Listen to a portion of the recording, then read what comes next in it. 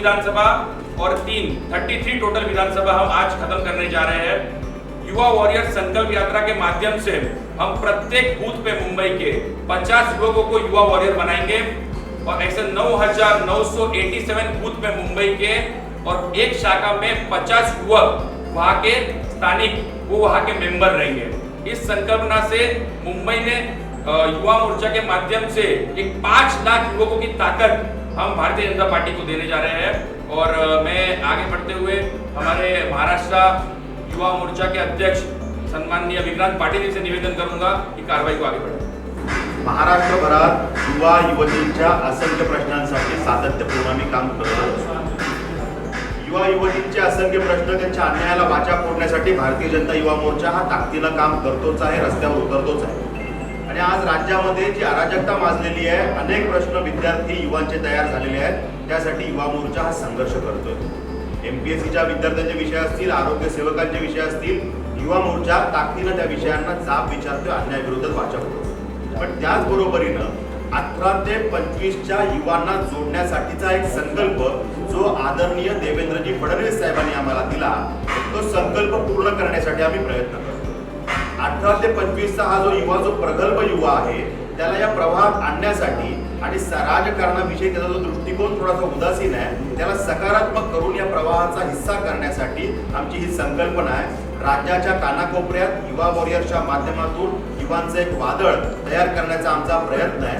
महाराष्ट्रातल्या प्रत्येक ग्रामपंचायत स्तरावरती किंवा शहरी भागात वॉर्ड स्तरावरती प्रत्येक ठिकाणी वॉर्डला 25 जणांची युवा वॉरियरची टीम हे टार्गेट घेऊन आम्ही काम करतोय आणि राज्यामध्ये 25 लाख युवांचं संघटन या माध्यमातून आम्ही आदरणीय आमचे प्रभारी चंद्रशेखरजी बावनकुळे साहेब यांच्या मार्गदर्शनाखाली करणार आहोत। आम्हाला चंद्रकांत दादा पाटील साहेब यांचं मार्गदर्शन आहे, आदरणीय मंगलप्रभाजी रोडा यांचं मार्गदर्शन आहे। आजच्या या पत्रकार परिषदेला आदरणीय चंद्रशेखरजी बावनकुळे साहेब यांनी संबोधित करावं अशी विनंती केली।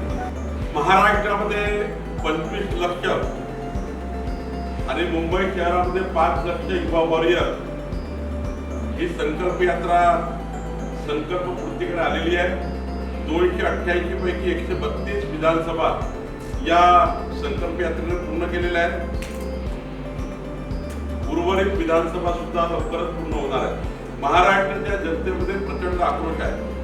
महाराष्ट्राच्या जनतेला हे कळलं आहे 16 महिन्यापासून महाराष्ट्राचे मुख्यमंत्री मंत्रालयात येत नाहीये। राज्यकर्ता मुख्यमंत्री जर मंत्रालयात येत नसेल तर राज्य कसं चालणार हा प्रश्न आता जनतेच्या मनात आला आहे। विधानमंडळातल्या आणि विधान परिषदेच्या आमदारांना हे माहीत झालं आहे की मागच्या 16 महिन्यामध्ये एकाही पत्रावर मुख्यमंत्र्यांनी सही केली नाही। आमदार जातात तेव्हा पत्र घेणार ते पत्र बाजूला ठेवण्यात येते। शेतकऱ्याचे वीज कनेक्शन कापल्या जात आहे। शेतकऱ्याचा मुलगा युवा वॉरियर व्हायला तयार आहे। या सरकारचा बदला घेण्याकरता तो आमच्या पाठीशी उभा झाला आहे। आदिवासी भागातली खावटी बंद केली आहे। आदिवासी परिवारातला युवा वॉरियर्सकडे आमच्या युवकाकडे आकर्षित होतोय, पक्षाकडे आकर्षित होतोय। विदर्भ, मराठवाडा, उत्तर महाराष्ट्र वैधानिक मंडळ या सरकारने बंद केले। संपूर्ण डेव्हलपमेंट या सरकारने थांबवलं। संजय गांधी योजनाचे 4 महिन्यापासून पैसे नाही आहेत। रस्त्याची कामे बंद, पुलांची कामे बंद, व्यक्तिगत लाभार्थी योजना बंद। एकंदरीत महाराष्ट्रामध्ये या सरकारचा कंट्रोल सुटलेला आहे आणि मंत्री आपल्या गावापुरते झाले आणि मुख्यमंत्री बांद्र्यापुरते झाले आहेत असं आता लोकांना वाटायला लागलं।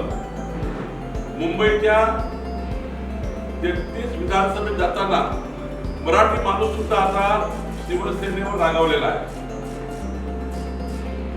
अनेक युवा कार्यकर्ते जल्लोषात भारतीय जनता युवा पक्षाकडे युवा वॉरियर्स होण्याकरता सेल्फी काढून त्याचं रजिस्ट्रेशन ते करतायत। महानगरपालिकेमध्ये आश्वासन दिलं होतं 500 स्क्वेअर फीट पर्यंत मालमत्ता असलेल्या घरमालकांना आम्ही मालमत्ता सूट देऊ। ते मध्यमवर्गीय लोक युवा वॉरियर्स या योजनेकरता आम्हाला फोन करतात की आमच्या मुलाला युवा वॉरियर करा, आम्हाला सरकारचा बदला घ्यायचा। आणि त्यामुळं भारतीय जनता युवा मोर्चाने जो संकल्प यात्रा काढलेली आहे ही केवळ 25 लाख युवकांवर थांबणार नाही आहे. या महाराष्ट्रात लाखो युवक शिक्षणाचा बट्ट्यामोड, परीक्षेचा बट्ट्यामोड, युवकांचे प्रश्न आणि या प्रश्नावर सुद्धा युवा शक्ती आता जागृत झालेली आहे. आणि म्हणून मला असं वाटतं या सरकारच्या विरुद्ध प्रचंड जनाक्रोश पुढच्या काळात आम्ही सुरू करणार आहोत. विक्रांत आणि तेजेंद्रने सांगितल्याप्रमाणे या युवकांना केवळ राजकारणाकरता आम्ही वापर करणार नाहीये. 18 वर्षाचा असल्यामुळे त्याला राजकीय मत देण्याचा अधिकार आहे, तो मत टाकेल. पण माननीय प्रधानमंत्री मोदींच्या नेतृत्वामध्ये या युवकाच्या संस्थाला आम्ही 21व्या शतकामध्ये हाय स्किल युवा तयार करण्याकरता ये सरकार का गृहमंत्री, ये सरकार का एक गृहमंत्री 100 करोड़ रुपए मांगता है पुलिस से, सरकार के अधिकारियों से. ऐसी सरकार हमें क्या बचाएगी? ये प्रश्न युवाओं के बीच में, जिस प्रकार से ड्रग्स का माहौल है, इस माहौल से ही युवा बाहर निकलना चाहता है. और जिस प्रकार से पूरे महाराष्ट्र में महिलाओं पर अत्याचार, युवाओं के प्रश्नों को लेकर इस सरकार की उदासीनता, ये सारे विषय को लेकर आक्रोश. जो मैन्युफैक्चर किया था वो मैन्युफैक्चर से ये सरकार बदल गई है और केवल तीनों पार्टी की सरकार भ्रष्टाचार में लिप्त है. कोई भी जिले का मंत्री जिले के लिए काम करने को तैयार नहीं, केवल अपने गांव का मंत्री बन चुका है. इसलिए मैं बार बार कह रहा हूँ कि बहुत सैलाब है युवाओं का जो भारतीय जनता युवा मोर्चा के साथ युवा वर्ग और खासकर 18 से 25 वाला युवा जो अभी उनका एनरोलमेंट वोट्स के लिए किया गया है, वो युवा भारतीय जनता युवा मोर्चा में और युवा वॉरियर्स के नाते जुड़ रहा है. नवाब मलिक जी जिस तरह से आरोप लगा रहे हैं वानखेड़े पे, क्या ये आपको लगता है इसमें सच्चाई है? मराठी नवाब मलिक जी अंदर से दुखी है. उनके दामाद पे की गई कारवाई का त्यांच्या जावयाच्या विरुद्ध जी कारवाई झाली, ती कारवाई आतापर्यंत कुठल्याही काळात झाली नाही. आणि अजूनही नवाब मलिक हे त्या दुःखातून बाहेर पडले नाही आहे.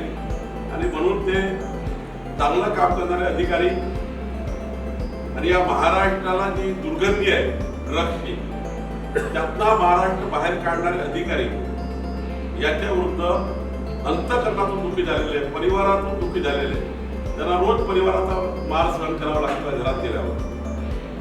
कि मंत्री जी आप मंत्री बने लेकिन दामाद को नहीं बचा पाए. जावयाला आम्ही वाचू शकलो नाही, तुम्ही जावयाला वाचू शकले नाही. घरात त्यांना रोज बोलतात घरचे लोक आणि म्हणून ते आकाशापोटी रोज पत्रकार परिषद घेत आहेत. देखिए कि ओबीसी के आरक्षण को लेकर जिस प्रकार से सरकार ने फुटबॉल बनाया है, देखिए 4 मार्च 2021 को सुप्रीम कोर्ट ने क्लियर आदेश पारित किया है. ट्रिपल टेस्ट करके ओबीसी को आरक्षण दीजिए. 4 मार्च से अक्टूबर निकल गया, अभी तक राज्य सरकार ने केवल ऑर्डिनेंस निकाला है. लेकिन ऑर्डिनेंस में तब मजबूती आएगी जब ये सरकार उसके पीछे ऑर्डिनेंस के साथ काम करेगी. मेरी जानकारी ऐसी है कि सरकार ऑर्डिनेंस को अभी तक चुनाव आयुक्त तरफ लेकर गई है नहीं गई है. अगर लेकर गई है तो ऑर्डिनेंस के हिसाब से ओबीसी आरक्षण का वार्ड का फॉर्मेशन होना चाहिए, लॉटरी निकलनी चाहिए. यह सरकार की जवाबदारी है कि तो 4 मार्च 2021 के सुप्रीम कोर्ट का निकाल जो है, जो आदेश आया हुआ है, उसके ऊपर काम करे. वो नहीं कर रही है. ऑर्डिनेंस निकाला है लेकिन चुनाव आयोग वो ऑर्डिनेंस मानने को तैयार है क्या, ये भी देख नहीं रही है. अगर मानते हैं तो अभी तक लॉटरी में जो उन्होंने चुनाव आयोग ने काम करना चालू किया है प्रभाग रचनाओं में, उसके आगे अभी रिजर्वेशन का जब समय आएगा, 1 महीने में आने वाला समय, अभी तक ये संभ्रम है कि महाराष्ट्र सरकार ने निकाला हुआ ऑर्डिनेंस ये चुनाव आयुक्त, महाराष्ट्र निवडणूक आयुक्त सुनेंगे या नहीं सुनेंगे, या फिर क्या क्लियरिटी आया नहीं है। लेकिन मुझे लगता है कि महाराष्ट्र सरकार को ओबीसी को आरक्षण देना नहीं है, इसलिए सारे संभ्रम में रख रहे हैं। और अभी तक ये सरकार ने ऑर्डिनेंस के ऊपर कुछ भी नहीं किया, सुप्रीम कोर्ट से ऑर्डिनेंस क्लियर नहीं किया, चुनाव आयोग को नहीं पहुंचा है, तो आगे की कार्रवाई नहीं हुई है। ये सरकार को ओबीसी आरक्षण देना है तो आने वाले लॉटरी में, आरक्षण की लॉटरी में वो ऑर्डिनेंस के हिसाब से काम होना चाहिए, वो ऑर्डिनेंस के हिसाब से आरक्षण मिलना चाहिए, ऐसा मुझे लगता है। लेकिन इनकी नियत में खोट है। ओबीसी समाजाचा जो विषय आहे हा नागरिकांच्या जिव्हाळ्याचा विषय आहे। ओबीसी समाजातला दीनदलित शोषित पीडित नागरिक हा विचार करतो की माझ्या समाजाचा एखादा प्रतिनिधी जर का सभागृहात गेला तर आमच्या समाजाचे विषय, आम्ही जे भोगतोय, रोज जगतोय ते विषय सभागृहात मांडेल, आमचा आवाज होईल।